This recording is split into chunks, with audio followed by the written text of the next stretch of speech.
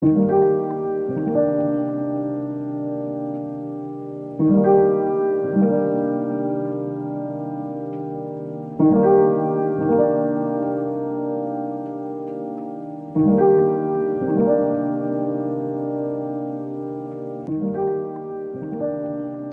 begins like this. The convergence of DNA, bacteria, dirt, and stardust. A child is born. For the first 2 years, it clings to its protectors and just tries to survive. At about age 3, a child begins to have its first philosophical considerations, thinking about the world outside of themselves.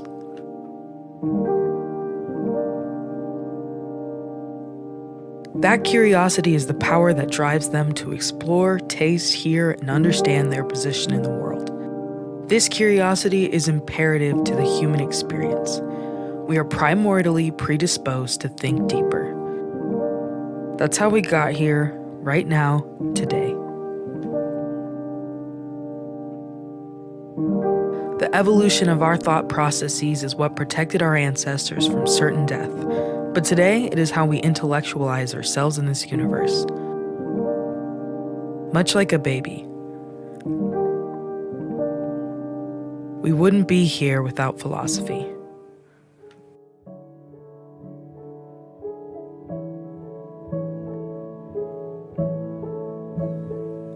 It was the ancient Greeks who first coined the term of philosophy, defining it as the love of wisdom. They wrote epics of the moral dilemmas of the human experience and sung ballads and poems of human strife. They created academies for people to think and study together, which today we see as the foundation of all educational institutions.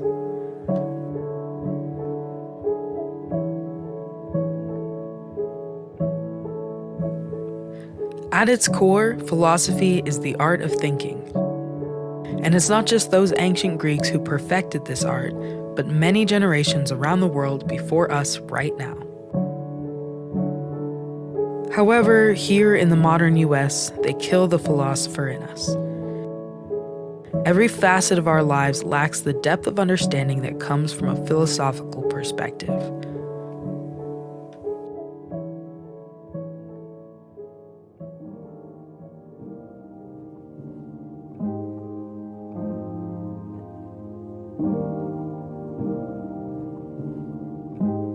Our education systems prioritize grades, sports, and social gain over unadulterated self-expression.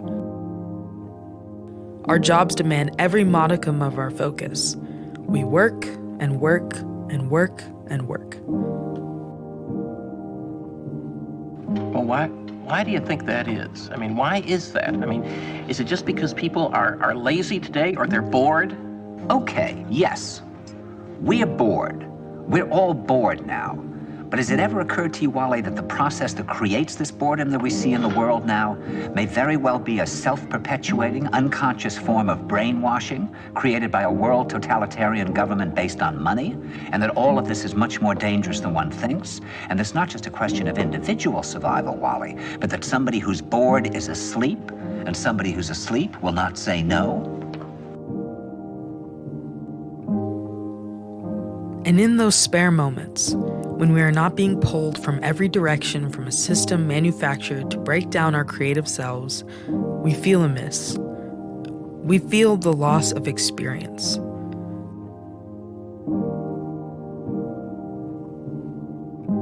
Our lives get shorter, we grow tired and quiet, unthinking.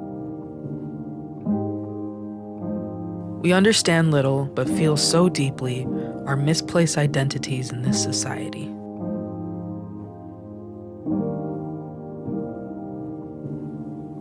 In this loss of philosophy, we are experiencing the cognitive dissonance of the absurd, of living an inherently meaningless life that dwindles as we are forced to work and labor. We miss out on living a philosophical life.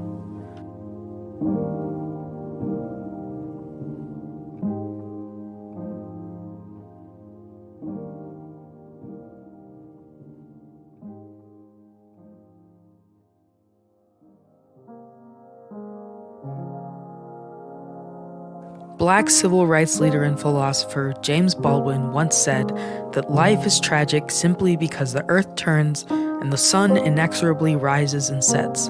And one day for each of us, the sun will go down for the last time. Perhaps the whole root of our trouble, the human trouble, is that we will sacrifice all of the beauty of our lives. We'll imprison ourselves in totems, taboos, crosses, blood sacrifices, steeples, mosques, races, armies, flags, nations, in order to deny the fact of death, the only fact we have. It seems to me that one ought to rejoice in the fact of death, ought to decide, indeed, to earn one's death by confronting with passion the conundrum of life. One is responsible for life. It is the small beacon in that terrifying darkness from which we come and to which we shall return.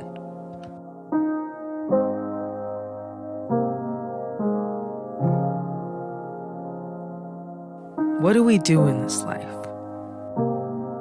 In this loss, we are at a point where we are damaging the minds and spirits of ourselves and our youth. But where do we begin? Ask yourself why you're here. Turn your thoughts and feelings inward and examine what your purpose is. Take away your belongings, material items, your car, your money. Take away your relationships and bonds with others. Take away your job and your acquaintanceships with coworkers. Boil yourself down to just who you are and try to feel deep in your heart why you're here. If you come up with no reason at all, that's absurdism. We can work with this.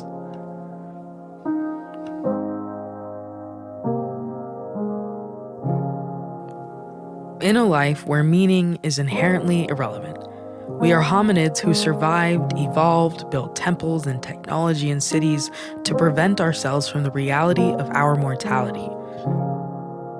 But what is all that evolving for? Take away all the bullshit of society and what do we have? Still people.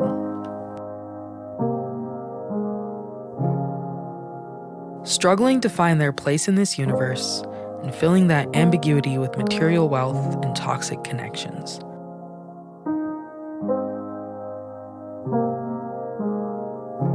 At the end of all that, ask yourself again why you're here.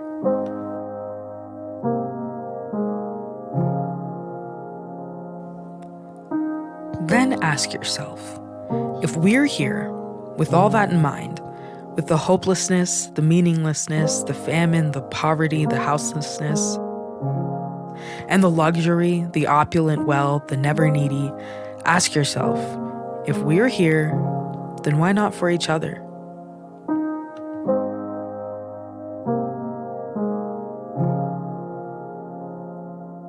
Here's the missing piece. In that lack of meaninglessness, we're all in this together, so why not make the most out of what we have? When we have evolved to such a point, achieving means our ancestors would never have dreamed of, fantasies to the archaic, why not use that power and that progression to look out for each other? Why not use that privilege to be alive in the now and make something great out of what we have?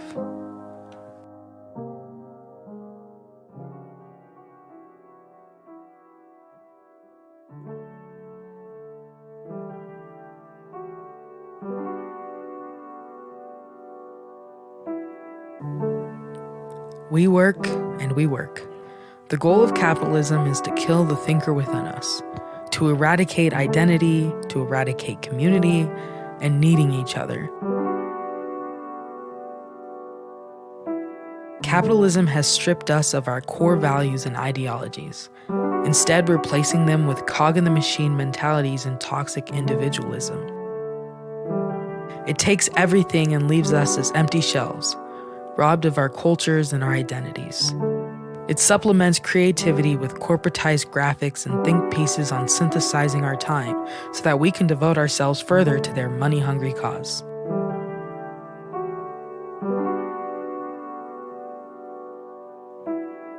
It offers false gods and idols, chemicals that rot you from the inside, single-serving friends and relationships, cheap trinkets from enslaved labor, and an endless prison-like void that burns at your core, begging desperately, almost alive, to be fed day in and day out. In this hellscape, we lose the vibrance of critical thinking and philosophical insights, and are left with a monotonous hive mind of capital gain over everything synonymous with the human experience. We lose the recipes. One must, however, find strength in how they toil, must use capitalism's weapons of exploited labor and cognizance against it. Instead of working for the man, we must work for each other and coordinate our labor for ourselves. Instead of buying their goods and services, we must inspire trade and agriculture between ourselves. We must deny their education and ideologies and ask each other what we think of the world and what we know of the world. We must ratify our minds and others to pursue a meaningful life that will impact not just ourselves right now, but future generations as well.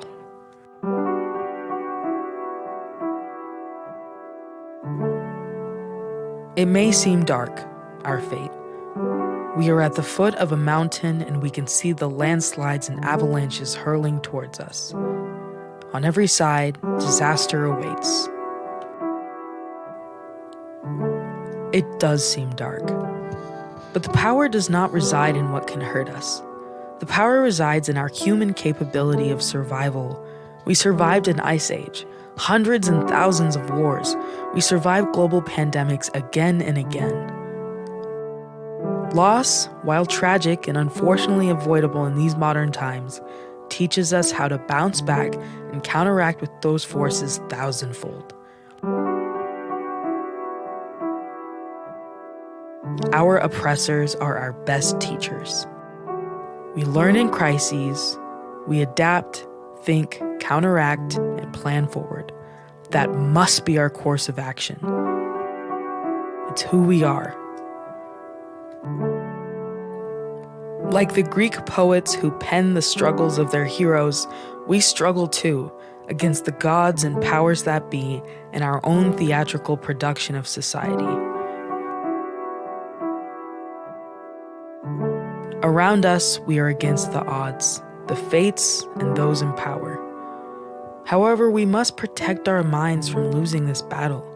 We must free ourselves and think far beyond what our oppressors can conceive.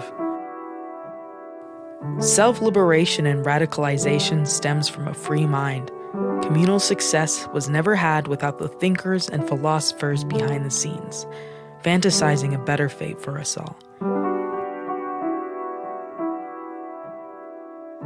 We must continue to think, ask questions, and seek to understand, lest we lose our humanity and become, as is capitalism's crooked intent, unthinking and unspeaking machines. We must be grateful for this chance to free ourselves and our communities, for that truth is what could save us all.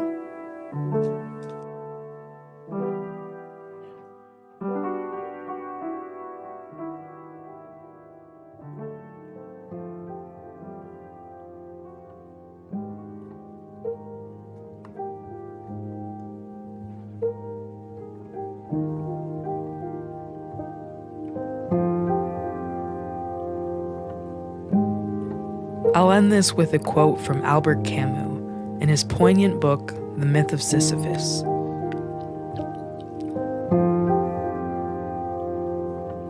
I leave Sisyphus at the foot of the mountain. One always finds one's burden again.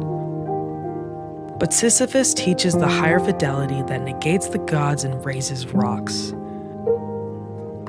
He too concludes that all is well. This universe, henceforth without a master, seems to him neither sterile nor futile. Each atom of that stone, each mineral flake of that night-filled mountain in itself forms a world. The struggle itself towards the heights is enough to fill a man's heart. One must imagine Sisyphus happy. Thank you.